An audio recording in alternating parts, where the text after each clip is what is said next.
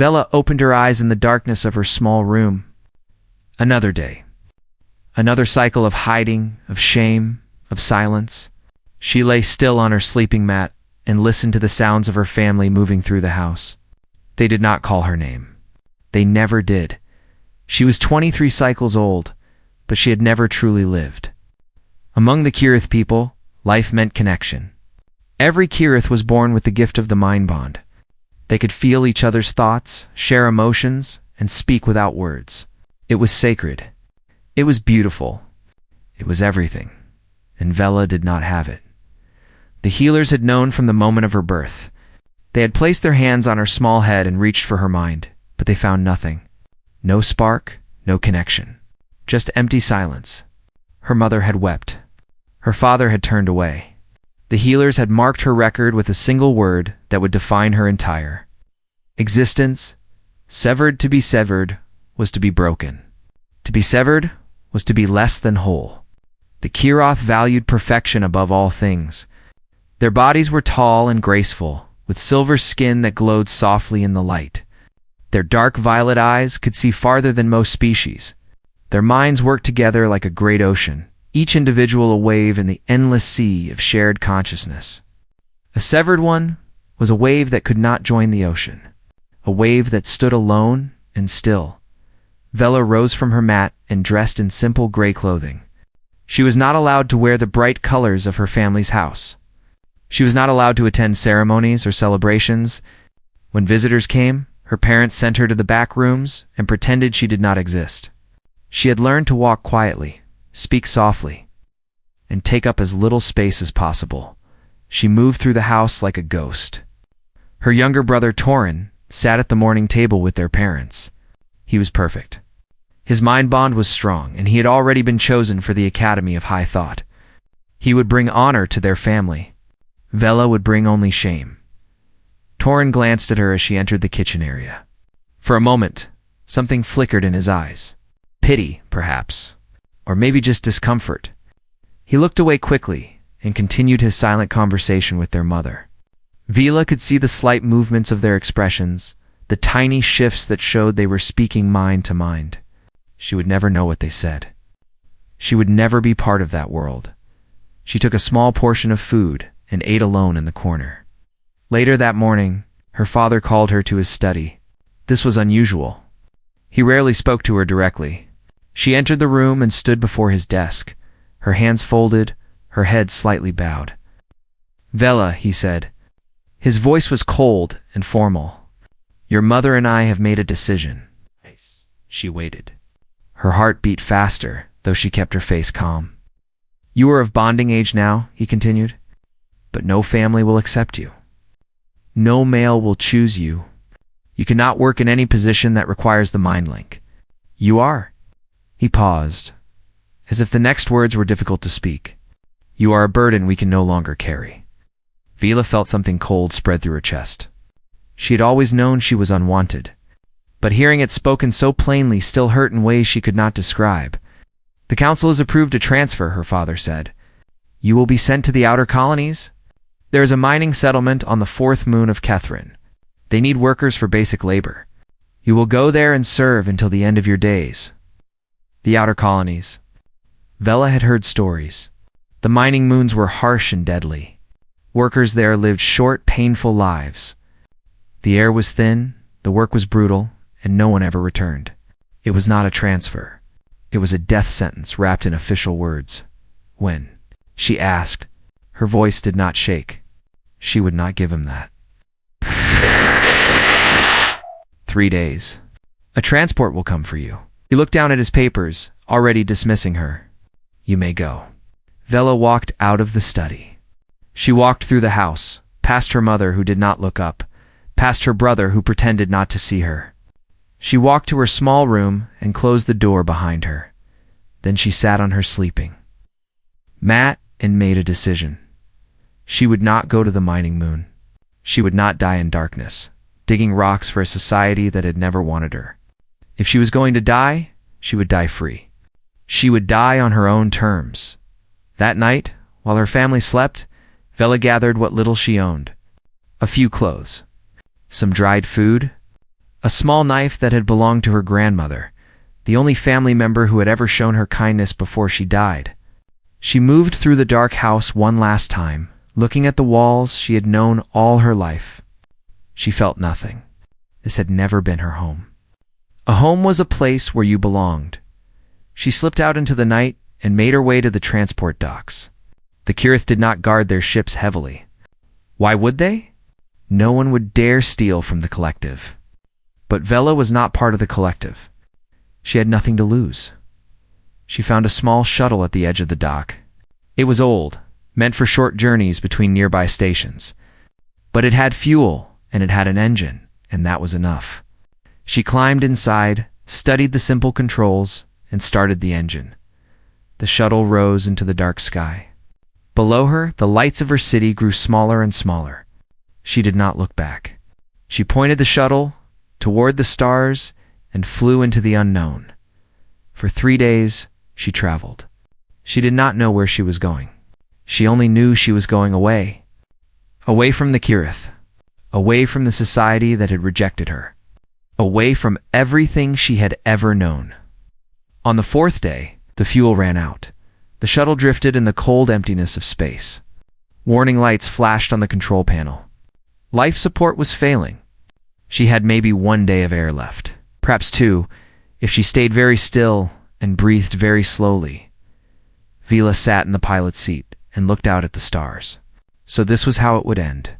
Alone in the void, forgotten by everyone. Perhaps it was fitting. She had always been alone. At least now, she had chosen it. But some small part of her did not want to give up. Some stubborn spark inside her refused to accept this quiet death. She reached for the communication panel and activated the distress beacon. It was a weak signal, and she was far from any major routes.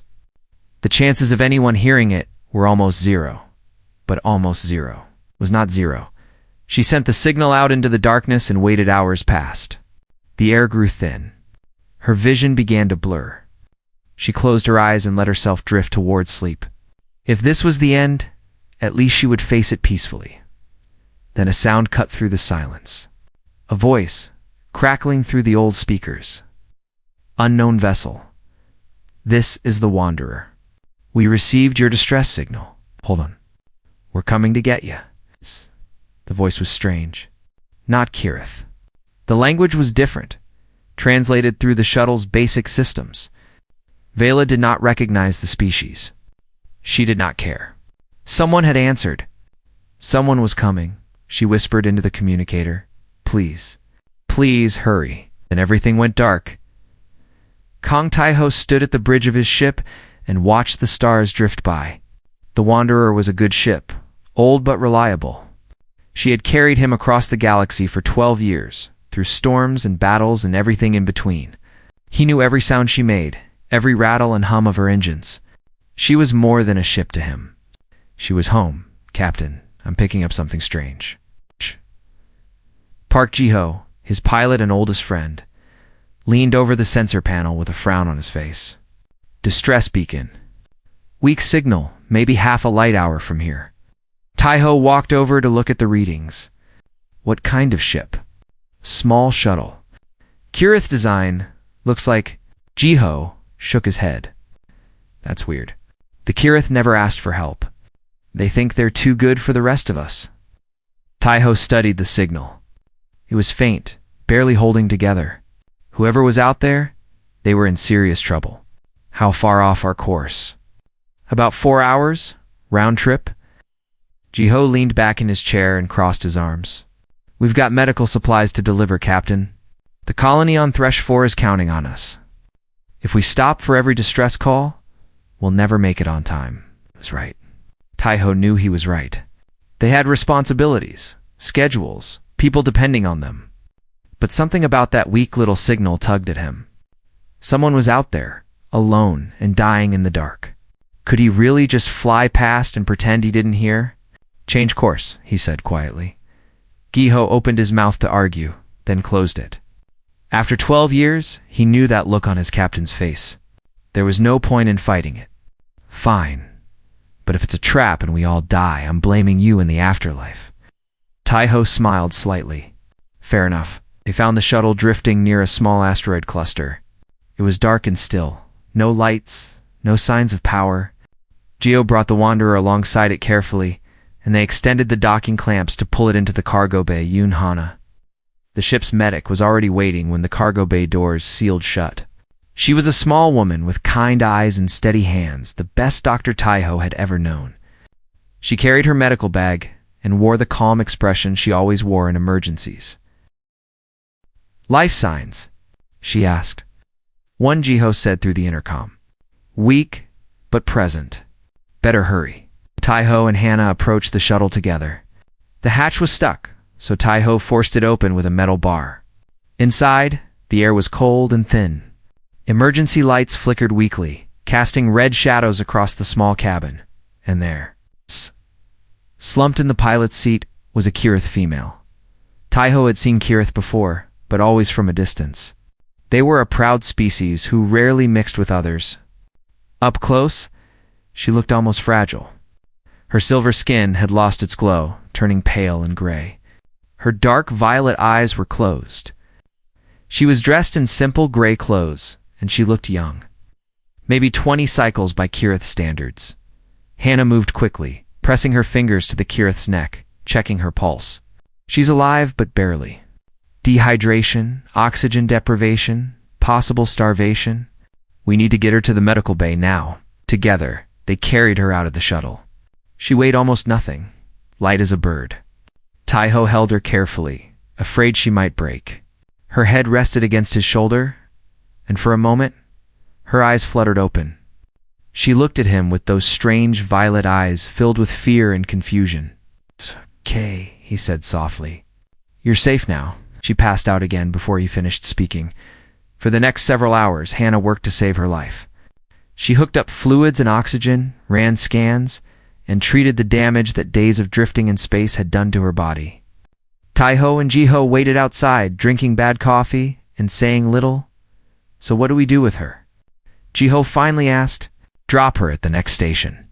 Turn her over to the Kirith authorities." Taiho shook his head slowly. "Let's see what she wants first. When she wakes up, we'll ask her. We're captain. She's a Kirith.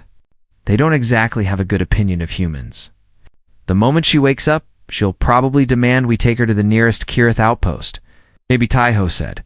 "But something tells me there's more to this story. Why would a Kirith be out here alone in a broken shuttle?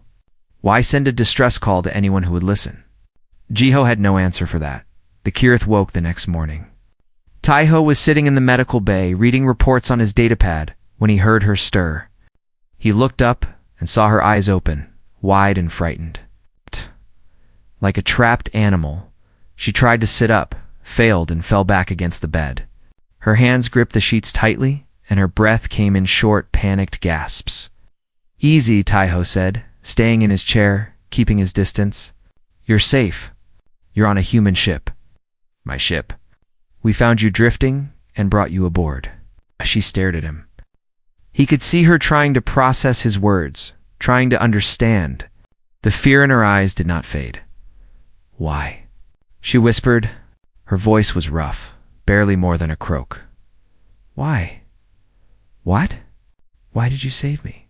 Taiho considered the question. It seemed strange to him, almost absurd. Why wouldn't he save someone who was dying? But he could see she was serious.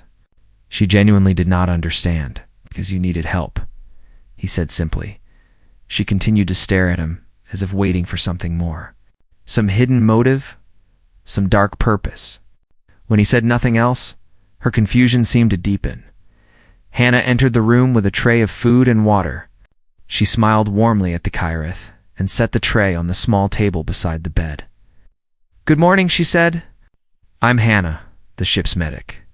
You've been through a lot, but you're going to be okay. Here, drink some water." Slowly, small sips. She held the cup out. The Kirith looked at it like it might be poisoned. After a long moment, she reached out with trembling hands and took it. She drank slowly, watching them both over the rim of the cup. "What's your name?" Hannah asked gently. "Vila. It's a beautiful name." "Vila, are you hungry?" "I brought some food. It's simple, but it should help you get your strength back. Vela looked at the food. Then she looked at Hannah, then at Tai-Ho. The confusion in her eyes was changing, shifting into something else. Something like wonder. You are not going to hurt me? She asked. Hannah's smile faltered for just a moment. Then she reached out and gently placed her hand on Vela's arm. It was a simple touch, warm and human. No, sweetheart, she said softly. We're not going to hurt you. You're safe here. Vela looked down at the hand on her arm. In Kirith society, touch was rare, reserved only for bonded pairs and family. Strangers did not touch, and yet this human woman touched her without hesitation, without asking, as if it were the most natural thing in the world. Something cracked inside Vela's chest. She did not know what it was, but for the first time, and as long as she could remember, the cold knot of fear in her stomach began to loosen. She ate the food. She drank the water. And she let these strange, impossible humans take care of her. She did not understand them. She did not trust them. But for now, for this moment, she was alive. That was more than she had ever expected. Days passed on the Wanderer, and Vela slowly grew stronger. Her silver skin regained its soft glow. Her body healed from the damage of those terrible days adrift in the void. But even as her body mended, her mind remained troubled and confused. She did not understand these humans. Among the Kirith, everything was ordered and logical. Everyone knew their place. Everyone followed the rules. Emotions were controlled, hidden, shared only through the sacred mind bond. To show feelings openly was considered primitive, even shameful. The humans were nothing like that. They were loud. They were messy. They laughed for no reason and argued about small things that did not matter. And yet, somehow, they made it work. Somehow they were happy. Vela spent most of her time watching them, trying to understand their strange ways. Park Ji-ho, the pilot, was the loudest of them all. He had a quick temper and a quicker tongue. He complained about everything. The food was too bland, the ship was too slow, the captain was too soft. He argued with Tai-Ho constantly, waving his hands and raising his voice. But then, 5 minutes later, they would be laughing together like nothing had happened. Ji-ho would clap Tai-Ho on the shoulder and make some joke, and Tai-Ho would shake his head and smile. It made no sense to Vela. Among the Kirith, such open conflict would have meant the end of a relationship. These humans seemed to argue as a form of affection. Yoon Hannah was different. She was quiet and gentle, always humming soft songs while she worked. She touched people constantly. A hand on the arm, a pat on the back, a gentle brush of fingers through hair. In Kirith society, such behavior would have been scandalous. Physical touch was intimate, personal, reserved only for the closest bonds. But Hannah touched everyone. She touched Ji-ho when he came to her with a headache. She touched Tai-Ho when she brought him his evening meal. And she touched Vela too. Every day, when she came to check on Vela's health, she would take her hand and hold it for a moment. Just a small gesture. But it sent waves of warmth through Vela's cold heart. And then there was Tai-Ho. The captain was the strangest of them all. He was quiet, steady, always watching. He did not talk much, but when he spoke, the others listened. He moved through the ship like a calm presence, solving problems before they grew, soothing tempers before they flared. He noticed things, small things, things no one else seemed to see. On her third day aboard, Vela did not eat. She was not hungry, or rather, she was too anxious to feel hunger. The ship was strange, the people were strange, and her whole world had been turned upside down. Food seemed unimportant. That evening, Tai-Ho stopped by her room.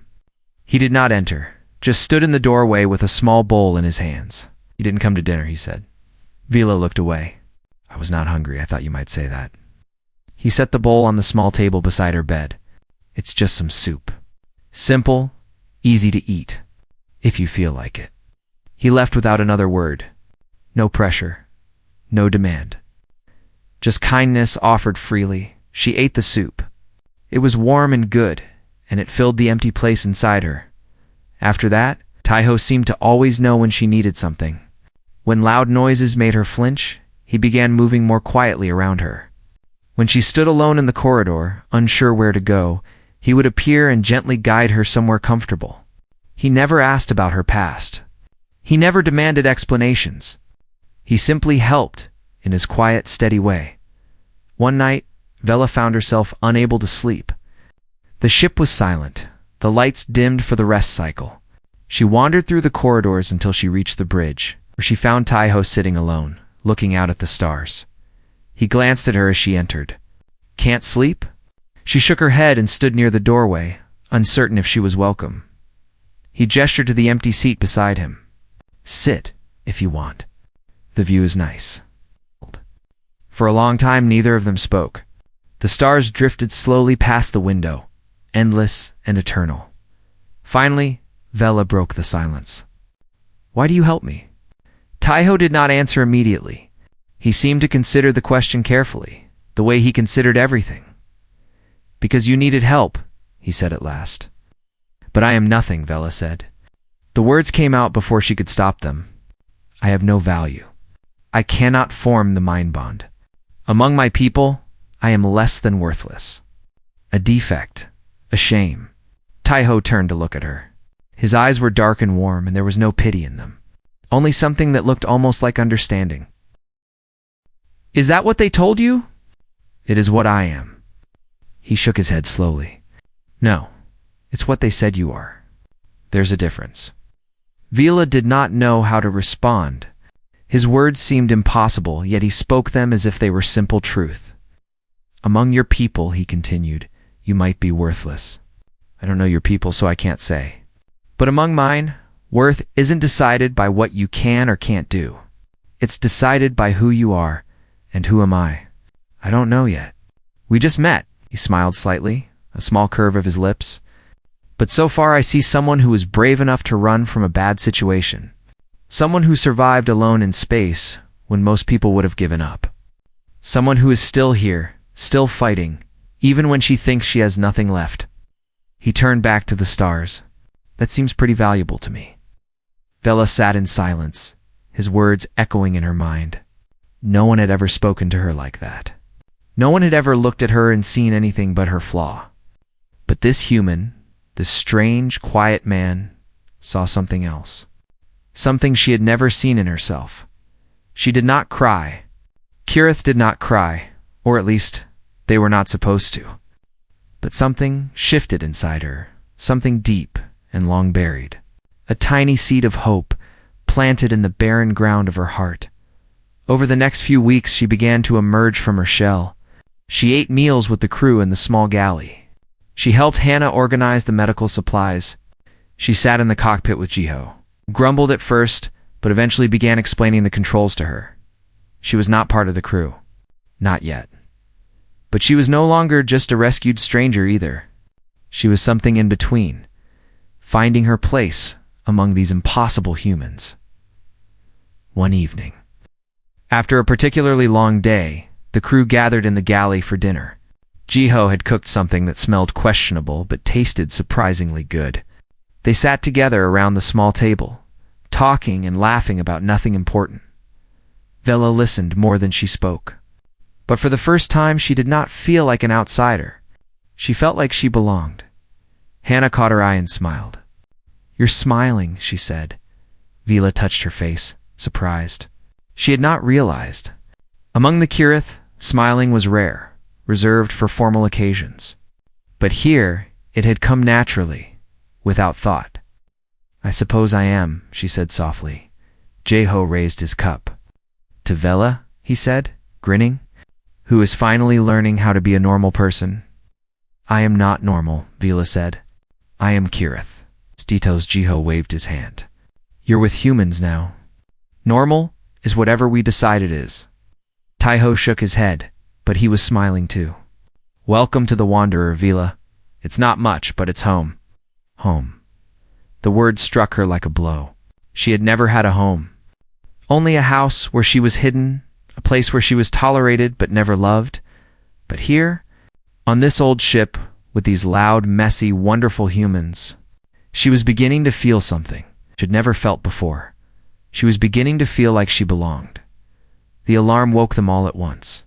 It was the harsh, screaming sound that meant danger, the kind that sent ice through your veins and brought you to your feet before your eyes were fully open. Vela stumbled into the corridor, her heart racing. She had been on the Wanderer for almost 6 weeks now, and she had never heard this alarm before. Taiho ran past her, toward the bridge. She followed without thinking. Jiho was already at the controls, his face pale in the red glow of the warning lights. "Captain, we've got company. Big company." "What kind of company?" Taiho demanded, sliding into his seat. "Kirith warship. Heavy class. Fully armed. They appeared out of nowhere, and they're heading straight for us." Vela felt her blood turn to ice. She knew. Somehow she had always known this moment would come. "They had found her. They're hailing us," Jiho said. His voice was tight with tension. "Put them through." The view screen flickered to life, and a face appeared. A Kirith male, older and stern, with the silver skin and violet eyes of her people. He wore the formal robes of high authority, and his expression was cold as winter stone. Vela recognized him immediately. Lord Sereth, commander of the Western Patrol Fleet, one of the highest officers in the Kirith military. "Human vessel," Sereth spoke, his voice filled with contempt. "You are carrying stolen property belonging to the Kirith Dominion." A female designated Vela, classification severed, escaped from lawful custody 47 cycles ago. "You will surrender her immediately." Taiho's jaw tightened, but his voice remained calm. "There's no one on this ship that qualifies as property. Only people." Sarath's eyes narrowed. "You do not understand, human. The female is a criminal. She stole a government shuttle. She fled from a lawful transfer order. She has made unauthorized contact with lesser species. These are serious crimes. She must be returned to face justice." "And what does justice mean for her?" Taiho asked quietly. "That is not your concern. I'm making it my concern." For a long moment, no one spoke. The tension on the bridge was thick enough to cut with a knife. Vela stood frozen near the doorway, unable to move, unable to breathe. Sarath's voice grew harder. "You have one chance, human. Surrender the female now, and you may go free. Refuse, and I will destroy your vessel with all hands aboard. One broken female is not worth dying for." Vela stepped forward. Her legs were shaking, but she forced them to move. "I'll go," she said. Her voice was quiet but clear. "I won't let them die for me. I was never supposed to survive anyway. Let me go." Taiho stood up from his chair. He turned to look at her, and something in his eyes made her stop. It was not pity. It was not fear. It was something fierce and hard, like iron. "No," he said simply. "Captain, please. They will kill you all. This is my fault, my problem." "Let me," I said, "no." He turned back to the view screen where Sereth waited with cold patience. "This is Captain Kong Taiho of the Wanderer. The woman on my ship is not a criminal. She is not property. She is a guest under my protection, and she is not going anywhere." Sereth stared at him for a long moment. Then he laughed. It was a cold, empty sound, like stones falling in a dead cave. "One small human cargo ship against a Kirith warship. You must be insane. Your species is known for its foolishness, but this exceeds even my expectations." "Right." Taiho smiled. It was not a pleasant smile. "Yeah, we get that a lot. But here's the thing about humans, Commander. We don't know when to quit. We fight for the people we care about, even when the odds are impossible. Especially when the odds are impossible." He cut the communication. The screen went dark. "Jiho," he said quickly. "Get us out of here. Where exactly am I supposed to go?" Jiho demanded. "That thing has 10 times our speed and 100 times our firepower. The Helix Nebula. It's 2 jumps from here. If we can reach it, we can use the radiation clouds to hide. If we can reach it, that's a very big if. Then I suggest you fly very fast." Joe muttered something under his breath, but his hands were already moving across the controls. The Wanderer's engines roared to life. The ship shot forward into the darkness. Behind them, the Kirith warship opened fire. The next few hours were the most terrifying of Vila's life. The Wanderer twisted and turned through the void, dodging weapons fire by inches. Jiho flew like a man possessed, his hands dancing across the controls, his eyes fixed on the path ahead. Taiho called out directions, reading sensor data, predicting attack patterns. Hannah worked to keep the ship's systems from overloading, rerouting power, patching damaged circuits, and Vela stood on the bridge, feeling useless. These humans were risking everything for her. They were facing death for her, and she could do nothing. Then Taiho turned to her. "Vila, can you read their formation? Predict their movements?" She blinked. "What?" "You grew up among the Kirith. You know how they think, how they fight. Sareth is using standard military tactics. If you can anticipate his moves, you can help us avoid them." She hesitated. She was severed. She had no training, no skills. She had spent her whole life being told she was worthless. But Taiho was looking at her like she mattered, like she could make a difference. She took a deep breath and stepped up to the sensor panel. At first, she could barely understand the displays. The human technology was different from what she knew. But the patterns were familiar. Kirith warships always attacked the same way. They were creatures of order, of precision. They followed protocols, rules, established strategies. "They're going to turn left and fire in 3 seconds, she said. Jiho reacted instantly, pulling the ship right. The weapons fire passed harmlessly through the space they had just occupied. "That's my girl," Jiho shouted. "Keep talking." Vila watched the sensors, her mind racing. They're splitting formation. To attack vectors coming from above and below. They want to trap us in a crossfire. Hana. Boost power to the lower shields. Jiho, take us into that asteroid field. Are you crazy? We'll be torn apart. Not if you're as good as you say you are. Jiho grinned wildly. Captain, I love you and I hate you. Let's do this. The Wanderer dove into the asteroid field. Rocks flew past the windows, close enough to touch. The Kirith warship hesitated at the edge, unwilling to follow into such dangerous territory. Their formation broke, their sensors confused by the mineral interference. "The nebula is ahead," Vela said, her eyes fixed on the readings.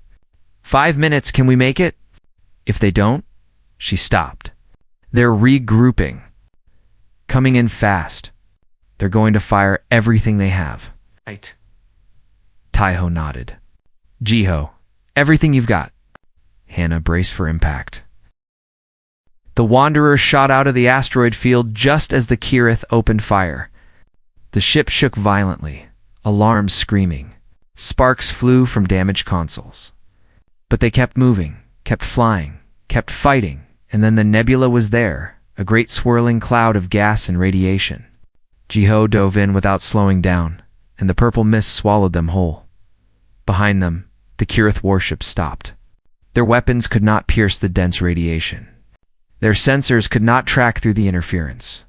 They hung at the edge of the nebula, so close, yet so far, and the Wanderer disappeared into the safety of the cosmic storm. On the bridge, there was silence. Then Hannah started laughing. Then Jiho, then even Taiho, his shoulders shaking with relief. Vila stood among them, her heart still pounding. They had survived. Against all odds, against all logic, they had survived. Because of them, because they had refused to give up, because they had fought for her, she sank into a chair and stared at these impossible humans.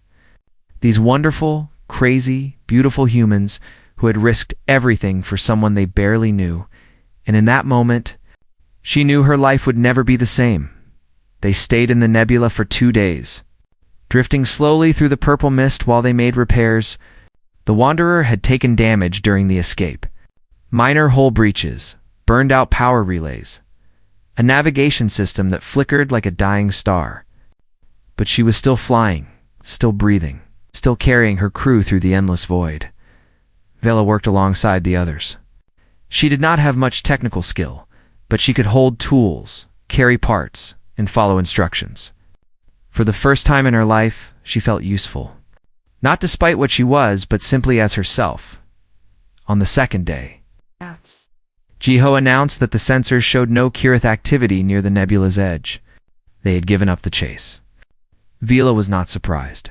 To the Kirith Dominion, she was just one defective female, not worth the effort of pursuing into dangerous space. Not worth anything at all. She should have felt relieved. Instead, she felt strangely sad. Not because she missed her people, but because she finally understood the truth she had always known. They had never wanted her. They had never cared. She had spent her whole life trying to earn love from people who were incapable of giving it. That night, she stood alone on the observation deck, watching the nebula's beautiful colors swirl in the darkness. The radiation painted the sky in shades of purple and gold, like a dream made real. She had never seen anything so beautiful. Footsteps approached behind her. She did not need to turn around to know who it was. "Should be resting," Taiho said, coming to stand beside her. "You've been working hard. I cannot sleep," she admitted. "There is too much in my mind." He nodded, understanding without needing explanation. That was one of the things she had come to appreciate about him. He never pushed. He simply waited, offering his presence without demand. "They stopped chasing us," she said quietly. "I know. They did not think I was worth the trouble." One broken female, tried to keep her voice steady, but it trembled despite her best efforts. "I have known this all my life. I have been told it every day since I was born. But hearing it from Lord Sirath, seeing how icily they gave up, it makes it real in a way it never was before." Taiho was silent for a moment. When he spoke, his voice was gentle but firm. "They were wrong." "How can you say that?" "You barely know me." "I know enough." He turned to face her, his dark eyes serious. "I know you survived when anyone else would have died. I know you had the courage to run from a society that wanted to destroy you. I know you helped save this ship and everyone on it when the Kirith attacked." He paused, choosing his next words carefully. "Vela, the Kirith measure worth by one thing. This mental bond they have, but that's a single measure, a single standard. It doesn't define who you are. It doesn't define what you can do or who you can become. Then what does? You do. You decide your own worth. You choose what matters, what you want to be." He smiled slightly. "That's the human way. We don't have telepathy or perfect bodies or ancient traditions. We just have ourselves and the choices we make." Vela looked at him for a long time. His words were so simple, yet they seemed to unlock something inside her. A door she had kept closed all her life because she believed it led nowhere. "I do not know how to do that," she admitted. "I do not know how to be free. That's okay. None of us really know what we're doing. We figure it out as we go." He reached out and placed a hand on her shoulder. The touch was warm, grounding, real. "And you don't have to figure it out alone. Not anymore." She felt tears forming in her eyes. Among the Kirith tears were a sign of weakness, something to be hidden and ashamed of. But here, in this moment, she did not care. She let them fall, silver drops sliding down her silver cheeks. "Thank you," she whispered. "For everything. For saving me. For protecting me. For seeing me as something more than I was told I could be." Taiho squeezed her shoulder gently. "Thank yourself. You're the one who fought to survive. We just gave you a ride." She laughed. It was a strange sound, one she had rarely made in her life. But it felt good. It felt right. They stood together in comfortable silence, watching the nebula's endless dance of light and color. And for the first time, Vila allowed herself to hope that maybe, just maybe, her life could be different. The next morning, the crew gathered in the small galley for breakfast. It was a simple meal, protein bars and recycled water, but no one complained. They were alive, and that was enough. When they had finished eating, Taiho cleared his throat. "So, we have a question to ask." Vila looked up, uncertain.